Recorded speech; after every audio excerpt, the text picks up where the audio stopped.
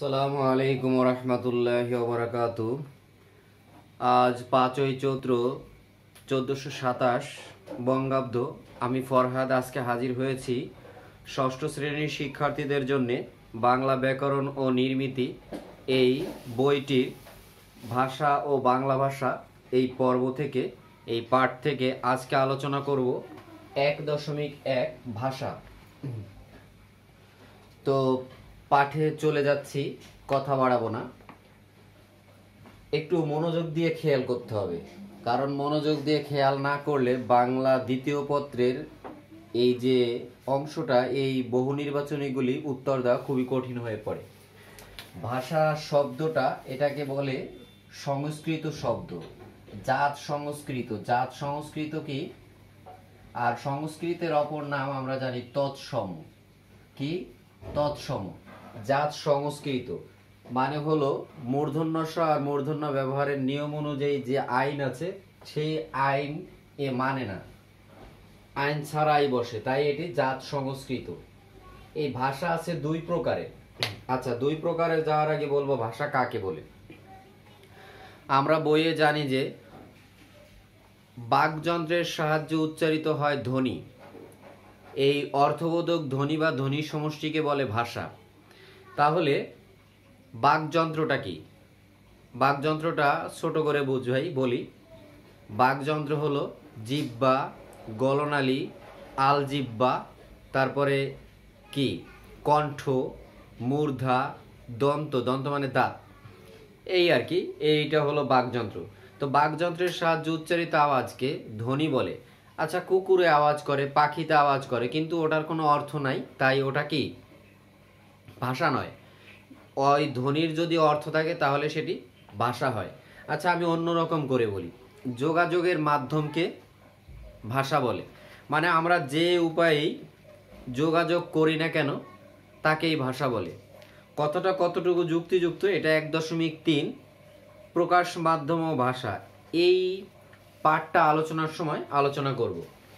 তো ভাষা আছে দুই ধরনের, একটা মৌখিক ওরাল ল্যাঙ্গুয়েজ আর একটা লিখিত রিটেন ল্যাঙ্গুয়েজ। এখন এই লিখিতটার আবার 3টা প্রকার আছে। কি কি? বর্ণভিত্তিক, অ্যালফাবেটিক, যেমন বাংলা, রুশ, ইংরেজি, হিন্দি, তামিল। অর্থাৎ এই ভাষাগুলোর বর্ণ আছে, বর্ণ দ্বারা লিখিত হয়। আর অক্ষর ভিত্তিক, সিলেবালিক, সিলেবিক। সিলেবিক মানে হলো জাপানি ভাষা। আচ্ছা, সিলেবিক। তাহলে বর্ণভিত্তিকটা একটু স্পষ্ট করে বোঝার চেষ্টা করি। বাংলা আমাদের বর্ণমালা আছে কয়টি? 50টি। 50টি বর্ণ দিয়ে আমাদের ভাষাটা চলছে। এ দ্বারা শব্দ গঠন হয়, তা দ্বারা বাক্য গঠন হয়, এভাবে। আর অক্ষর ভিত্তিক জাপানি ভাষায়, আচ্ছা অক্ষরটা একটু আলোচনা করি। এখানে একটা শব্দ আছে কি? তৎসম। এখানে কয়টা অক্ষর আছে? 2টা। বোঝা গেল? আর বাংলা বর্ণটা হলো যেমন অ, আ, এই যে 2টা বর্ণ, কিন্তু এখানে আছে 2টা অক্ষর, তৎসম, এই 2টা অক্ষর। আর জাপানের ভাষায় এরকম অক্ষর থাকে, ছোট ছোট অক্ষর মিলে হয় কি, তাদের কিন্তু বর্ণ না, তাদের হলো অক্ষর। এই যে অক্ষর বলছি, তৎসম, তাদের ভাষা সৃষ্টি হয়।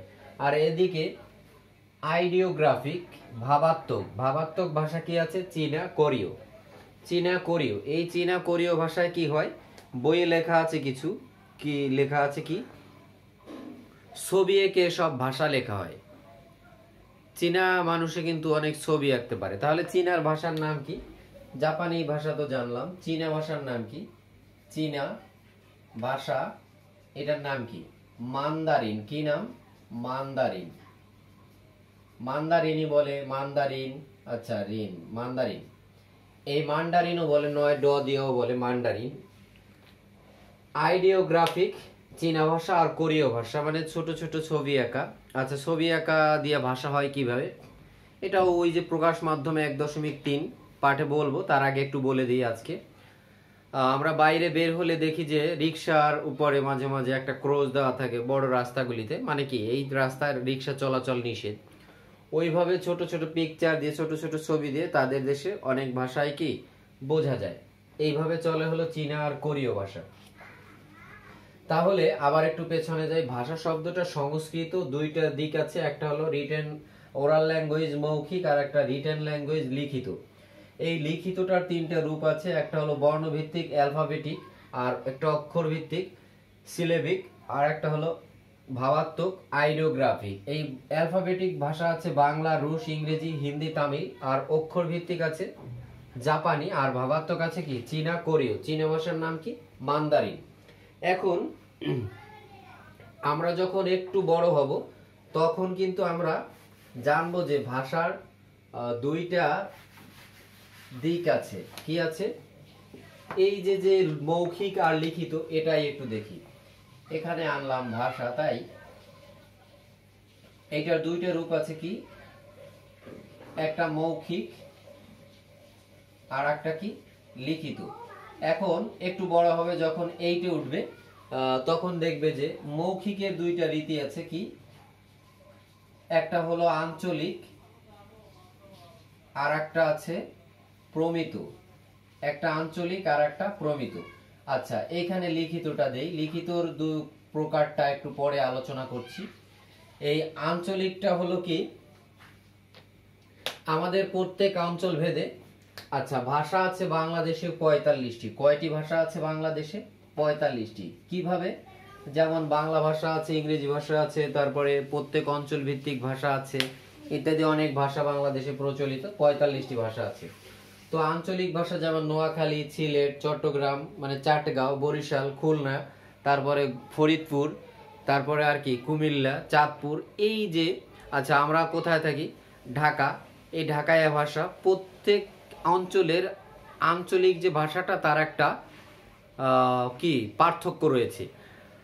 আমাদের এলাকায় বসবাসরত জায়গা থেকে 10 কিলোমিটার দূরে গেলেই দেখা যাবে কি ভাষার পরিবর্তন হয়ে গেছে, মানে ও আর এক ভাষায় কথা বলে। মনে করো তুমি আশুলিয়াতে থাকো অথবা সাভারে। সাভার থেকে তুমি যদি একটু দূরে যাও, কোথায় যাবে? ধামরাই যাও, অথবা আর একটু দূরে যাও, তখন দেখবে যে মানিকগঞ্জ যাও, অনেক একটু দূরে, তখন দেখবে যে তার ভাষার পরিবর্তন আসছে। সাভার থেকে তুমি আশুলিয়া আসবে, তখন দেখবে ভাষার একটু পরিবর্তন আসছে। আবার সাভার থেকে তুমি হেমায়তপুরে যাও, সামনের দিকে আগাও, গাবতলীর দিকে যাও, তখন দেখবে তার ভাষার আর একটু পরিবর্তন আসছে।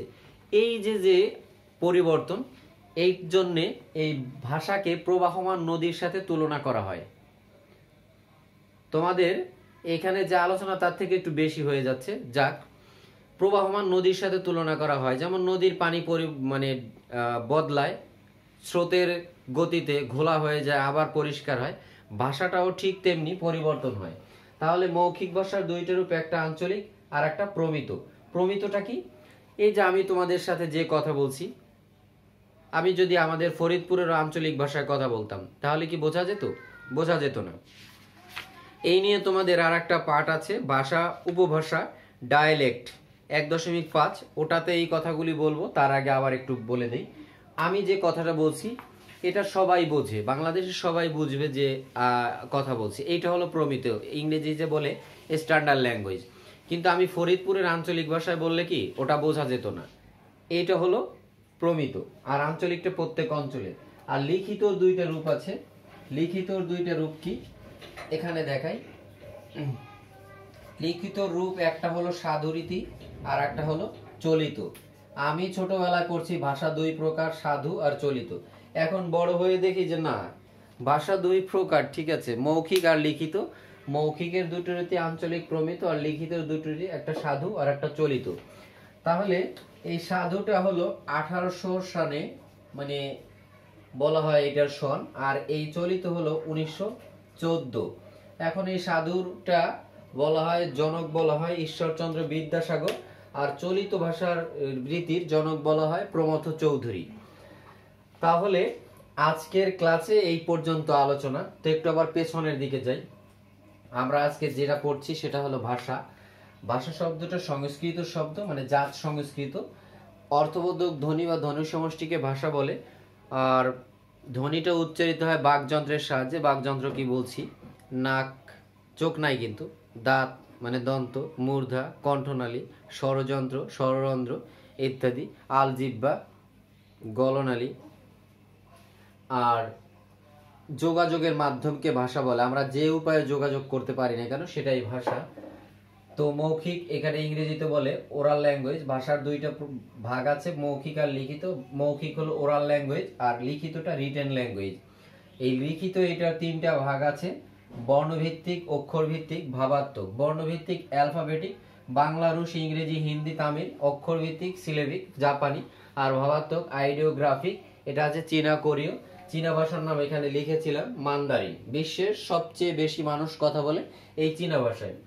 এবার আমরা একটু মানে বড় হলে যেভাবে শিখবো, এটা তো তোমাদের বইয়ে দেওয়া আছে। এখানে ভাষা আছে দুইটা, ওইটাই মৌখিক একটা, লিখিত একটা। মৌখিকটার দুটি রীতি আছে, আঞ্চলিক, প্রমিত। আঞ্চলিকটা হলো প্রত্যেক অঞ্চলে যে ভাষার প্রচলন আছে, আর প্রমিতটা হলো স্ট্যান্ডার্ড ল্যাঙ্গুয়েজ, আমরা সবার বোধগম্যের জন্য যে ভাষা কথা বলি। এটা কিন্তু সবাই বুঝবে, কিন্তু আঞ্চলিক ভাষার কথা বললে সবাই বুঝবে না।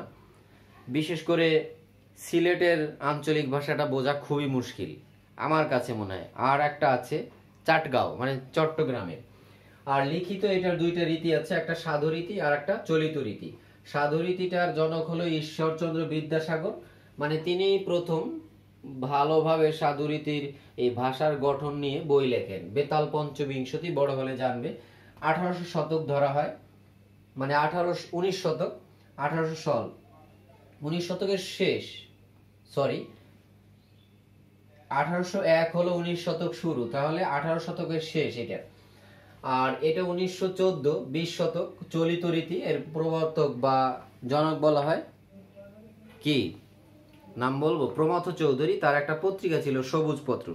তো এই পর্ব 1 আজকে এই পর্যন্ত।